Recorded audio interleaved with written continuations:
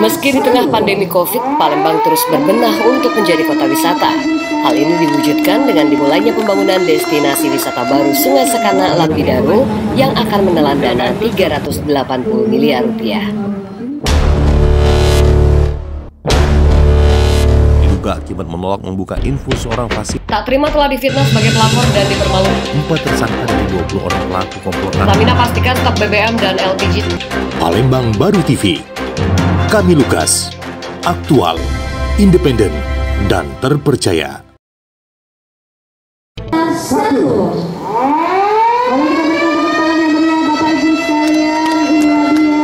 Mulai hari ini atau? Hari ini. Tadi kan udah dipajang satu. Nanti kita lanjut. CCSP-nya udah kita stok ya. Ada lebih kurang 600 buah. Tapi nanti kita akan sampai akhir tahun lah. Jadi kita penuhi. Pak, bisa jelaskan konsep pembangunannya seperti apa Pak untuk penguatan sungai? Jadi gini, tadi saya sampaikan fungsi sungai itu utamanya dua. Satu untuk sumber air, satu untuk penyalur banjir. Itu fungsi utama. Ada fungsi lain ya untuk transportasi, untuk wisata dan sebagainya. Nah, kita konsepnya ini sebenarnya selain pengendalian banjir juga ada konsep restorasinya. Nanti selain badan sungainya, di kiri kanannya sempadannya juga akan kita tata pedestrian.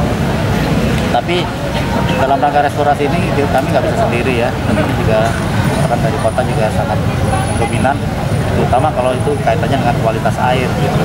Jadi harapan kami nanti kita tata secara fisiknya, airnya pun juga ditata oleh pihak kota. Kan airnya masih perlu di inilah, perlu di. Kalau rentang waktu itu pameran saat itu surut. Jadi kasihan sekali bersama Bayu Somberan lah ya. Tapi semangat kali sungai sebagai tempat sumber kehidupan, menormalisasikannya dan insya Allah akan membawa dan sesuai dengan visi kami menuju Palembang Emas Darussalam. Mudahkanlah ya Allah segala urusan kami. Bimbinglah kami untuk mematuhi segala perintah dan tuntunan sunnah. Ya, alhamdulillah hari ini mimpi kita terwujud terkait skala negara. Sekarang ini sudah masuk proyek strategi nasional. Kemarin disampaikan Bapak Presiden membuka acara Seremban Nasional bahwa salah satu proyek strategi nasional adalah skala negara.